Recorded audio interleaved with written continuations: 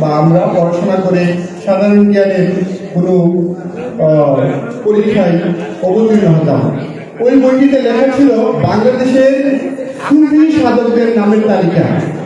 ওখানে একটি নাম ছিল শাইখুল বাঙ্গাল, যার পুরো নাম শাইখুল বাঙ্গাল সৈয়দ আবু মাসাকিন লাহিন্দি আল কাদিরি বল্লভপুরি রহমাতুল্লাহ আলাইহি ওয়াসাল্লাম। তিনি আমার নানা যান। আমার আরেকটি পরিচয় আছে, প্রফেসর আব্দুল খালেক রহমাতুল্লাহ আলাইহি। ওনাকে আপনারা চিনেন, পীর, যিনি ডক্টর মোহাম্মদ শহীদুল্লাহ, কবি ফররুখ আহমেদ, ওনাদের সমকক্ষ। প্রফেসর আব্দুল খালেক রহমাতুল্লাহ আলাইহি ওয়াসাল্লামের খুব কাছের একজন অনুগত শিষ্য ছিলেন আমার পিতা, যিনি 1937 সালে পবিত্র মক্কা ও মদিনায় হজ ব্রত পালনের উদ্দেশ্যে গমন করেন। তখন কিন্তু এত সহজ ছিল না হজে যাওয়া, জাহাজে চলে যেতেন। মজার কথা হচ্ছে তখনও তিনি বিয়ে করেননি। যাই হোক, আমি যেহেতু সাহিত্যের মানুষ, আমি একটু আগে বলেছি একটি জাতীয় দৈনিক পত্রিকার আমি সাহিত্য সম্পাদক হিসেবে আপনাদের কাছে আমার একটি চাওয়া থাকবে। সেটি হচ্ছে, আমি বলি একদিনে কবিতা লেখা যায়, একদিনে কবি হওয়া যায়। 1000 কবিতা মূল্যহীন, এক কবিতাও বাঁচে চিরদিন যদি সেটি কবিতা হয়।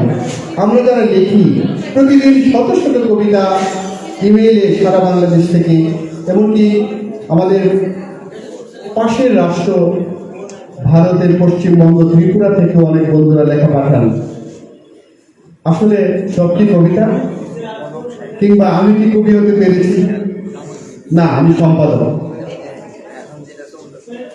আপনি যদি লেখক হতে চান, কবি হতে চান, আপনি যদি ইতিহাসে কিংবা সাহিত্যে স্থায়ী হতে চান, আপনাকে লেখক, সত্যিকারের লেখক হতে হবে, সত্যিকারের কবি হতে হবে। আসলে লেখালেখি করে কি কেউ কবি হতে পেরেছে, সাহিত্যিক হতে পেরেছে? আমার ব্যক্তিগত একটি মত, না, লেখালেখি করে কেউ সাহিত্যিক হতে পারেনি। তার নাম সাহিত্যে বা ইতিহাসে রেখে যেতে পারেনি। সময় আপনাকে সাহিত্যিক বানায়, কবি বানায়, লেখক বানায়, অভিনেতা বানায়।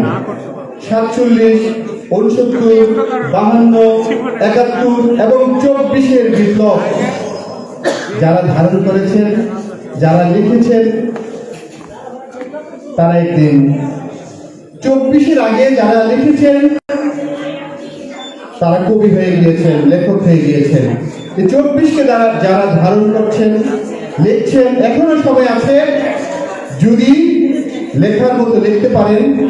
কবি এবিএম সুহেল রশীদ ভাইয়ের নামটি আমি উচ্চারণ করছি এই কারণে, 24-এর বিপ্লবকে ধারণ করে, 24-এর বিপ্লবের চেতনা কিংবা এই বিষয়টিকে তিনি তার কবিতায়, লেখায়, শব্দে, চিন্তায়, চেতনায় নিয়ে এসেছেন, যা আমাদের কাছে সাদরে গৃহীত হয়েছে। আপনারা যারা লেখক হতে চান, আমার মতো যারা বয়স কিংবা আমার চেয়ে 15-20 বছরের সিনিয়র লেখক হতে চাইলে এটি সময়, এখনো সময়। 24-এর বিপ্লবকে ধারণ করে আপনারা লেখালেখি করুন। এটি এক সময় ইতিহাস হবে যদি আপনি সত্যিকার অর্থে কিছু লিখতে পারেন। ধন্যবাদ সকলকে।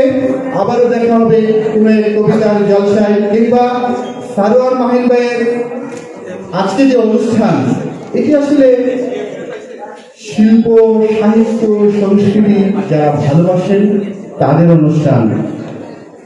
সারোয়ার মাহিন একজন লেখক, একজন কবি, একজন বাচিক, একজন খ্যাতিমান সঙ্গীত শিল্পী।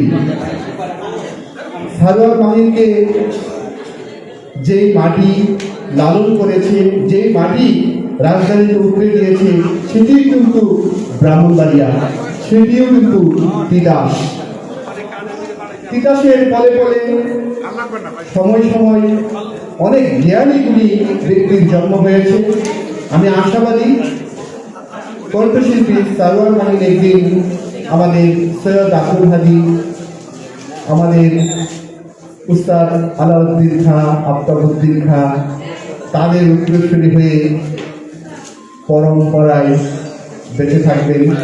আমরা সেই দোয়া করি এবং লক্ষ্য করছি অনুষ্ঠানে উপস্থিত হয়ে যারা অনুষ্ঠানটিকে সৌন্দর্য বর্ধন করেছেন, আপনাদের প্রতি ব্রাহ্মণবাড়িয়ার একজন সন্তান হিসেবে, সারোয়ার মাহিনের জন্ম জেলার একজন সন্তান হিসেবে কৃতজ্ঞতা প্রকাশ করছি। মঙ্গলালয় ভরে উঠুন আমাদের পৃথিবী। সকলকে ধন্যবাদ।